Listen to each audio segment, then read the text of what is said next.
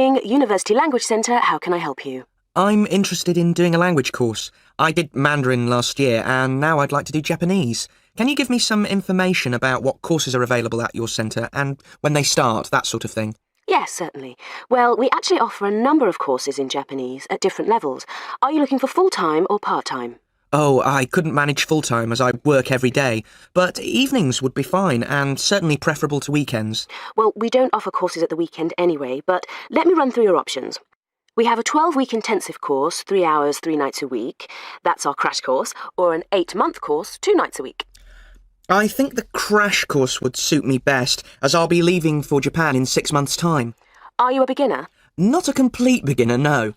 Well, we offer the courses at 3 levels. Beginners, lower intermediate and upper intermediate, though we don't always run them all. It depends very much on demand. I'd probably be at the lower intermediate level, as I did some Japanese at school, but that was ages ago. Right. Well, the next Level 2 course begins on Monday the 12th of September. There are still some places on that one.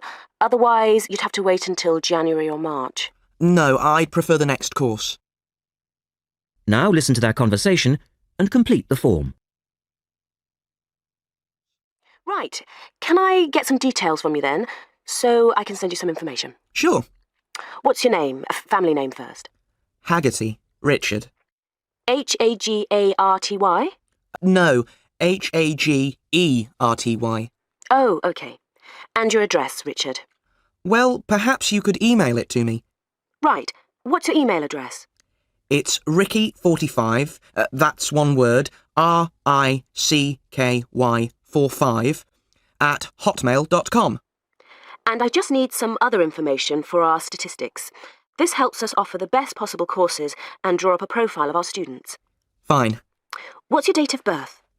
I was born on the 29th of February, 1980. 1980? So you're a leap year baby. That's unusual. Yes, it is. And just 1 or 2 other questions for our market research, if you don't mind. No, that's fine. What are your main reasons for studying Japanese? Business, travel, or general interest? My company's sending me to Japan for 2 years. All right, I'll put down business. And do you have any specific needs? Will there be an emphasis on written language? For instance, will you need to know how to write business letters, that sort of thing? No, but I will need to be able to communicate with people on a day-to-day basis. OK, so I'll put down conversation. Yes, because I already know something about the writing system at an elementary level, and I don't anticipate having to read too much. You said you'd studied some Japanese. Where did you study? 3 years at school, then I gave it up, so I've forgotten a fair bit. You know how it is with languages if you don't have the chance to use them. Yes, but I'm sure it will all come back to you once you get going again. Now, once we receive your enrolment form, we'll contact you. That is the end of Section 1. Section 2. As you listen to the first part of the talk, answer questions 11 and 12.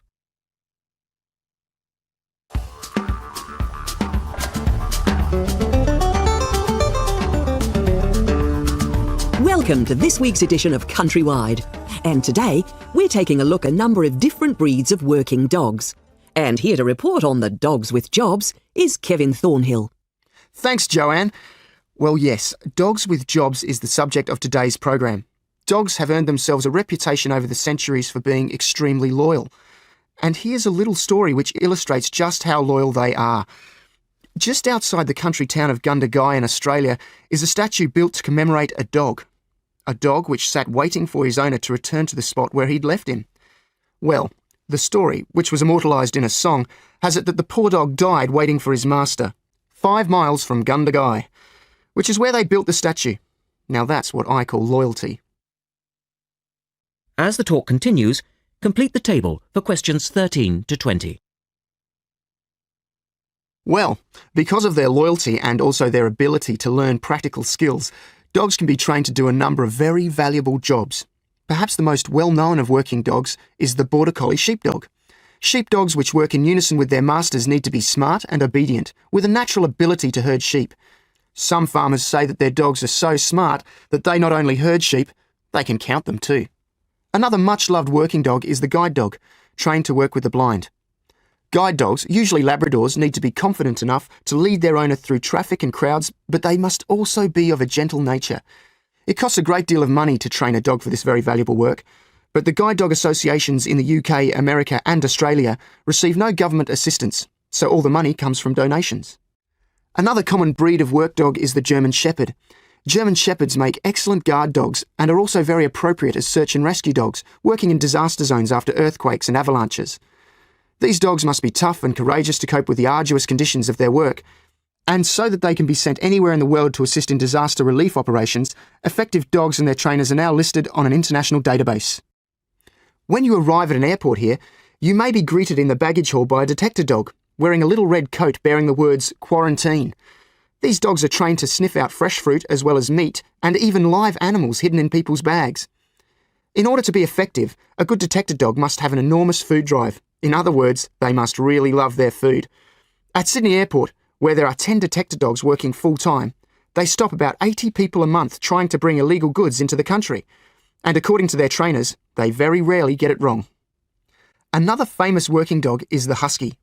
Huskies, which originally came from Siberia, have been used for decades as a means of transport on snow, particularly in Antarctica where they have played an important role. Huskies are well adapted to harsh conditions and they enjoy working in a team. But the huskies have all left Antarctica now because the international treaty prohibits their use in the territory as they are not native animals. Many people were sad to see the dogs leave Antarctica, as they had been vital to the early expeditions and earned their place in history along with the explorers. That is the end of Section 2. Section 3. Now listen to the first part of the discussion and complete the notes for questions 21 to 23.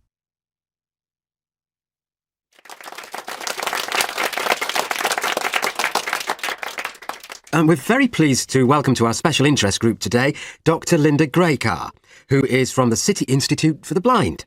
Linda is going to talk to us about the system of writing for the blind known as Braille. Linda, welcome. Thank you. Now, we'd like to keep this session pretty informal, and I know Linda won't mind if members of the group want to ask questions as we go along. Well, let's start with an obvious one. What is Braille, and where does it get its name from? Well, as you said, Braille is a system of writing used by and for people who cannot see. It gets its name from the man who invented it, the Frenchman Louis Braille, who lived in the early 19th century. Was Louis Braille actually blind himself? Well, he wasn't born blind, but he lost his sight at the age of 3 as the result of an accident in his father's workshop.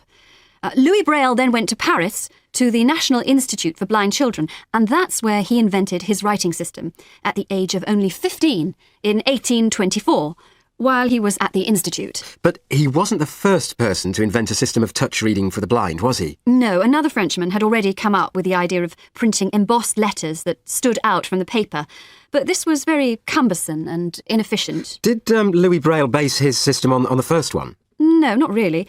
When he first went to Paris, he heard about a military system of writing using 12 dots. This was a system invented by an enterprising French army officer, and it was known as night writing. It wasn't meant for the blind, but rather for battle communications at night. That must have been fun. Listen carefully and answer questions 24 to 30. Anyway, Braille took this system as a starting point, but instead of using the 12 dots, which night writing used, he cut the number of dots in half and developed a 6-dot system. Can you give us a little more information about how it works? Well, it's a system of touch reading, which uses an arrangement of raised dots called a cell. Braille numbered the dot positions 1, 2, 3 downward on the left and 4, 5, 6 downward on the right. The letters of the alphabet are then formed by using different combinations of these dots. Yes? So, is the writing system based on the alphabet, with each word being individually spelt out? Well, it's not quite that simple, I'm afraid. For instance, the first 10 letters of the alphabet are formed using dots 1, 2, 4 and 5. But Braille also has its own short forms for common words. For example, B for the word but and H for have. There are many other contractions like this. So you spell out most words letter by letter, but you use short forms for common words? Yes, though I think that makes it sound a little easier than it actually is. And was it immediately accepted? I mean, did it catch on straight away? Well, yes and no. It was immediately accepted and used by Braille's fellow students at the school, but the system was not officially adopted until 1854, 2 years after Braille's death. So official acceptance was slow in coming. I suppose it works for all languages which use the Roman alphabet. Yes, it does, with adaptations, of course. Can it be written by hand, or do you need a machine to produce Braille? Well, you can write it by hand onto paper with a device called a slate and stylus.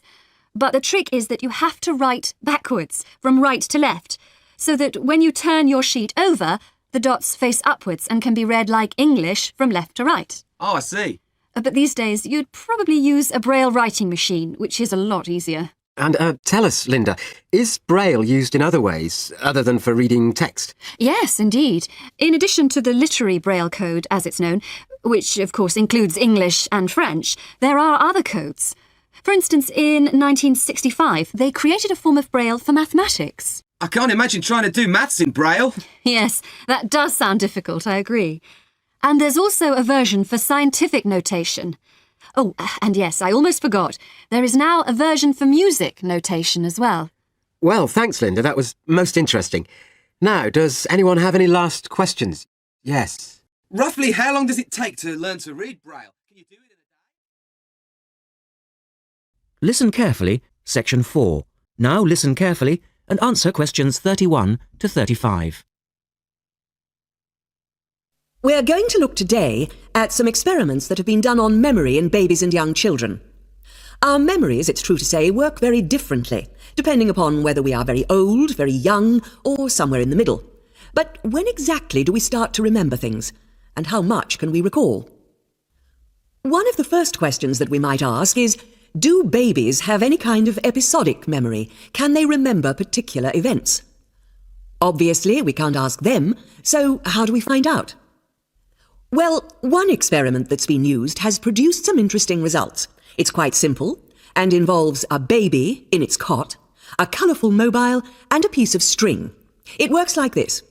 If you suspend the mobile above the cot and connect the baby's foot to it with the string, the mobile will move every time the baby kicks.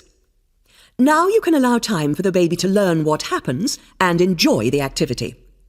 Then you remove the mobile for a time and reintroduce it sometime from 1 to 14 days later. If you look at this table of results, at the top 2 rows, you can see that what is observed shows that 2-month-old babies can remember the trick for up to 2 days, and 3-month-old babies for up to a fortnight. And although babies trained on one mobile will respond only if you use the familiar mobile, if you train them on a variety of colours and designs, they will happily respond to each one in turn. Now, looking at the 3rd row on the table, you will see that when they learn to speak, babies as young as 21 months demonstrate an ability to remember events which happened several weeks earlier. And by the time they are 2, some children's memories will stretch back over 6 months, though their recall will be random, with little distinction between key events and trivial ones. And very few of these memories, if any, will survive into later life. So, we can conclude from this that even very tiny babies are capable of grasping and remembering a concept. Now answer questions 36 to 40.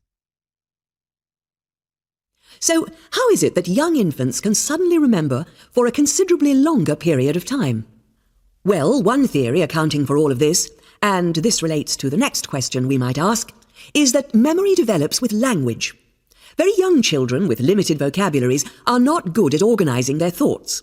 Though they may be capable of storing memories, do they have the ability to retrieve them? One expert has suggested an analogy with books on a library shelf. With infants, he says, it's as if early books are hard to find because they were acquired before the cataloguing system was developed. But even older children forget far more quickly than adults do. In another experiment, several 6-year-olds, 9-year-olds, and adults were shown a staged incident. In other words, they all watched what they thought was a natural sequence of events. The incident went like this. A lecture, which they were listening to, was suddenly interrupted by something accidentally overturning. In this case, it was a slide projector. To add a 3rd stage, and make the recall more demanding, this accident was then followed by an argument. In a memory test the following day, the adults and the 9-year-olds scored an average 70%, and the 6-year-olds did only slightly worse. In a retest 5 months later, the pattern was very different. The adults' memory recall hadn't changed, but the 9-year-olds had slipped to less than 60%, and the 6-year-olds could manage little better than 40% recall. In similar experiments with numbers, digit span is...